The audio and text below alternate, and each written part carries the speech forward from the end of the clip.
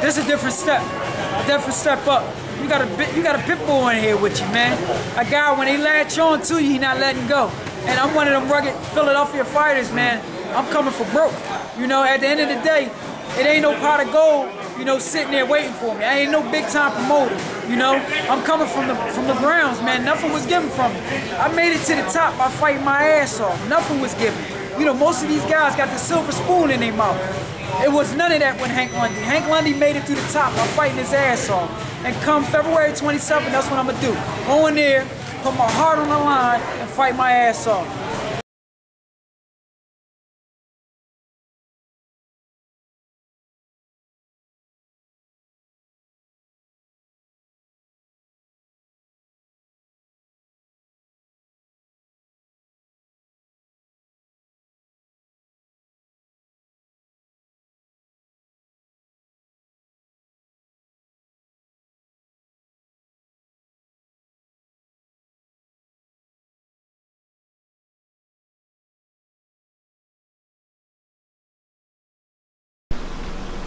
Hey, what's going on? It's your boy BT, and I came here to talk some boxing with the thousands of True School Sports subscribers. What's going on, guys? Now, look, this video is going to be a little bit of a rant.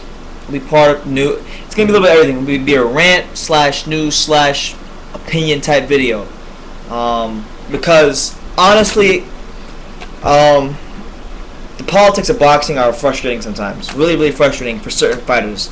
And the guy that this video is going to be completely centered around is someone that's name is not in the news a lot right now. But it's someone who, to me, is very relevant, because the fact that this guy can't get fights at his natural weight is really telling of the times we're in boxing. And that guy I'm talking about is none other than hammering Hank Lundy. Now, when you go on BoxRec and you look at Hank Lundy's record, it's going to say 26-6-1 with 13 knockouts. But let's be honest for a second.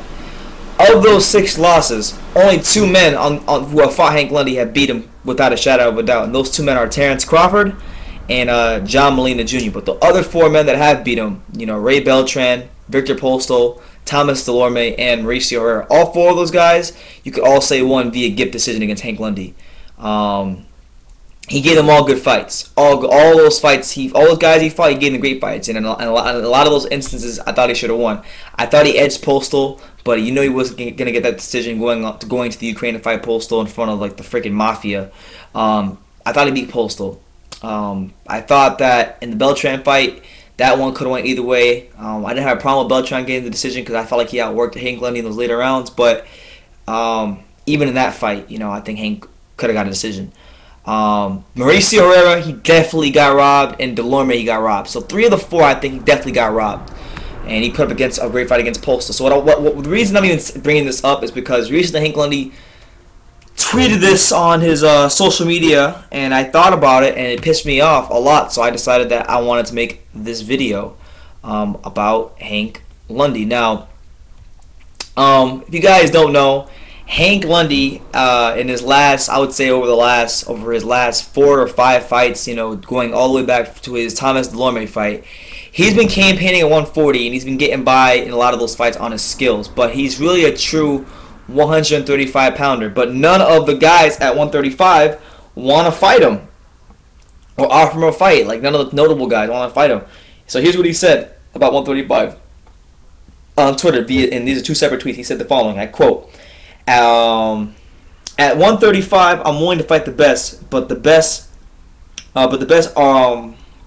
willing to fight me? Hell no, y'all some expletives.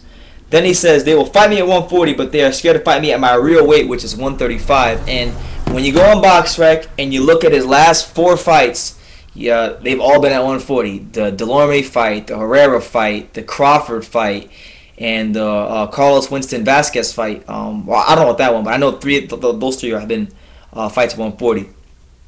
Delorme, Herrera, and Crawford. And in the case of Delorme and Crawford, those 2 were significantly bigger than Hank Lundy, and he put up great efforts against both those guys. But against Crawford, it was just like too much skills and too much size for Hank to deal with at that point.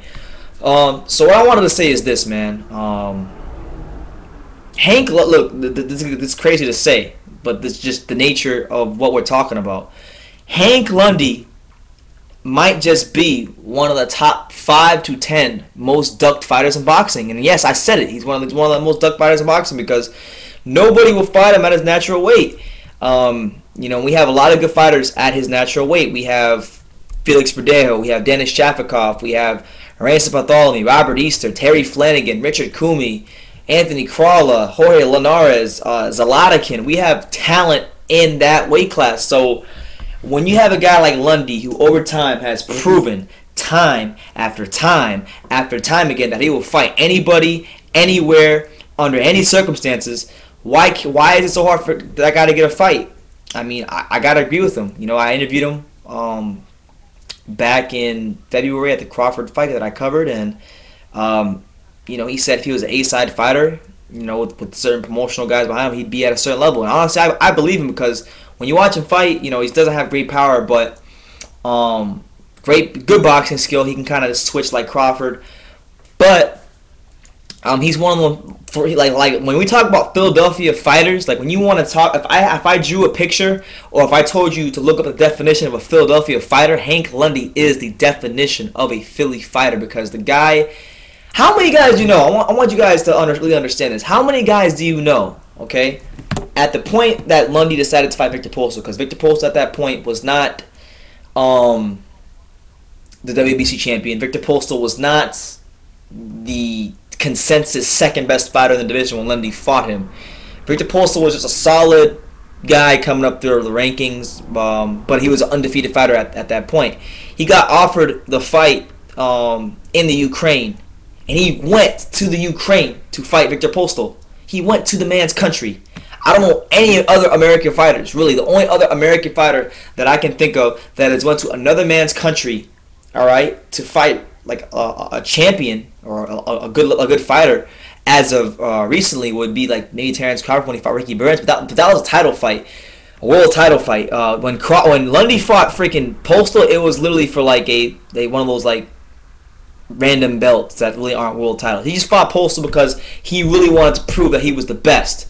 And if you go and watch that fight, I know if you guys look at the scorecards, you go on BoxRec, it says that Postol beat Lundy 8-4. So we can get an agreement from the judges that Lundy got at least 4 rounds in that fight. But if you watch that fight, he beat Postol. I think he beat Postol. He whooped his ass that fight. He was backing him up. He was tattooing him. He was really just pressing the action. I thought he was controlling the majority of that fight. And obviously, if you're fighting another man's backyard, you're not going to get the decision. But I think the fact that Hank was able to go into that territory, fight a talented fighter like Postol, and win as many rounds as he did, I think it really is a testament to how great of a fighter he is. And look, I'm just speaking the facts as it is. None of these guys at 135 want to fight this guy, and it's for good reason. It's because he has proven he will fight anybody. He has proven, you go check his resume. Yeah, I mean, he beat. I think a lot of people think he beat Delorme. I thought he beat Delorme. I thought he beat Herrera, and I definitely think he beat Postol. Beltran's a little bit debatable, but I thought I beat Postol. And then you look at some of the other guys he's beaten some on a lesser level, like he beat Richard Abril, who's not like a huge name, but if you guys remember Richard Abril, he beat Brandon, or he didn't beat Brandon Rios, but he fought Brandon Rios. Brandon Rios was like undefeated, and he was like 30 fights in. And Abril, a lot of people thought he won that fight. In fact, I believe everybody at ringside, like if you go on BoxRec and you click on the actual like scores, because they give you the scores of the fight. From when he fought Brandon Rios, like literally everybody from the media who watched that fight scored it in favor of Abril, and it was pretty wide. Like he beat Brandon Rios, but he didn't get the decision because he himself wasn't like the A-side fighter in that fight. Brandon Rios was. So he's a good fighter, and Lundy has that name on his resume. And I feel like I'm just doing this video because Hank tweeted about this. He hasn't fought since February. I've been waiting for him to fight since February because I thought even in the Crawford fight, when Crawford beat him really good, that in those first couple rounds he did a really good job, and he won the first like 2 rounds, honestly.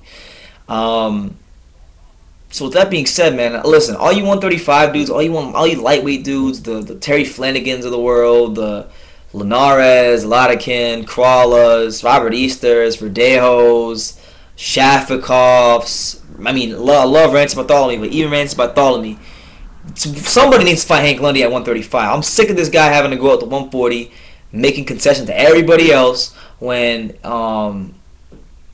you know, it's just not fair, man. I know and the life's not fair, but Lundy should be getting his shot out to prove that he's the best at 135, which is his natural weight.